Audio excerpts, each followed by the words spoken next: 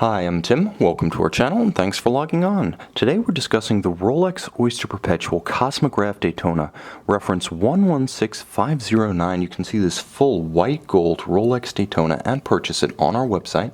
Subscribe to our YouTube channel if you enjoy these videos, and please click on the card in the upper right hand corner of the screen at any time during this video to see our full sales listing for this Daytona, with additional accessories included in the sale, high resolution images that don't include my wrist, and of course complete pricing details for this white gold Rolex Daytona. Now on my wrist, 6 1/3 inches, 16 centimeters in circumference, this is one of the watches that periodically makes me take a mental step back and marvel at the privilege of working with these timepieces on a daily basis. This watch is that kind of special. You can see it's beautiful with the shocks of red on a dial of matte black, all applied white gold numerals, crown, white gold, tachymetric, bezel, bracelet, clasp, case, and it feels the business on the wrist with incredible mass. The dimensions, however, are standard Rolex Daytona, 40 millimeters across the round of the case, not inclusive of the chronograph pusher's crown or crown guards. The watch is slim, 12.5 millimeters with a generously sloped bezel and sapphire, so this is an easy one to wear underneath tighter sleeves or dress cuffs. It is perfectly suited to formal attire, being the ideal all-around watch. Unless you badly need a date, you can't do much better than this. Now, from lug to lug, if you were to wear it commando, I know, white gold, 47.5 millimeters if you're to wear it commando on a strap. But if you include the solid end links of the full white gold bracelet, the span across the wrist expands to a more contemporary 52 millimeters, so it does wear like a full-size timepiece, albeit without the thickness often associated with the type.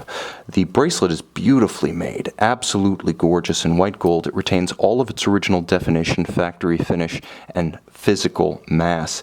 You can see the links polished on their outermost flanks, satin finished on the shoulder links, and then down the center with a beautiful polish. No need for two-tone to establish contrast.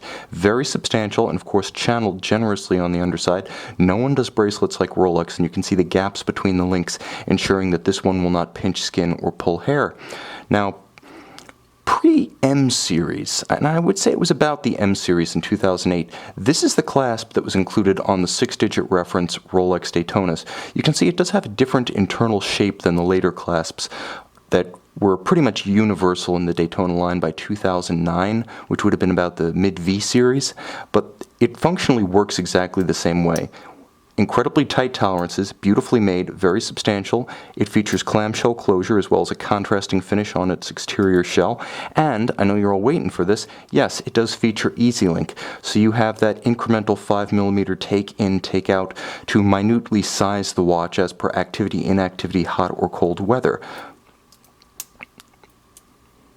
Now, the watch is an F serial number, so it hails from 2003, the in-house caliber Daytona debuting in the year 2000, and you can see the watch features all of the characteristics of the modern Daytona, which actually traces its roots back to 1988 with the Zenith-powered models. Full metal tachymetric scale, 40 millimeter case, automatic chronometer certified. This particular example, as you can see, is in excellent shape. You can see the distinctive triangular indices below each of the Arabic numerals, a feature of some of the more exotic precious metal Daytonas, not seen on the two-tones or the steel, for instance.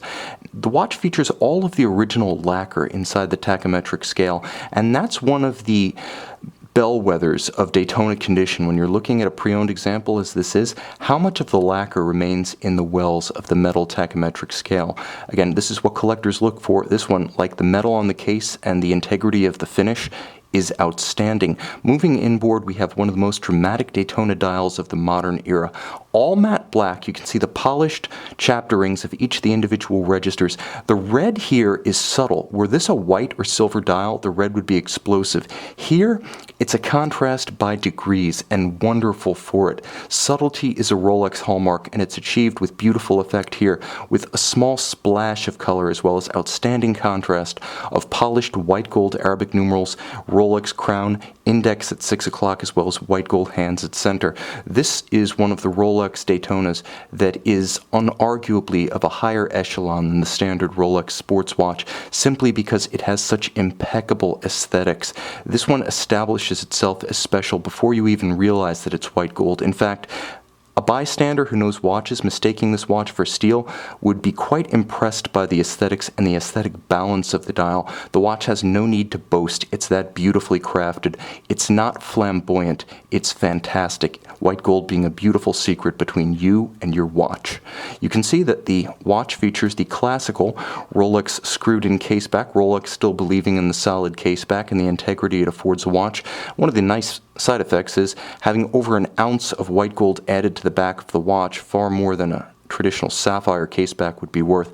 Not only adds real material value to the watch, but satisfying heft. And I can tell you what's underneath. It's the 44-jewel bidirectional winding 72-hour power reserve Rolex in-house caliber 4130.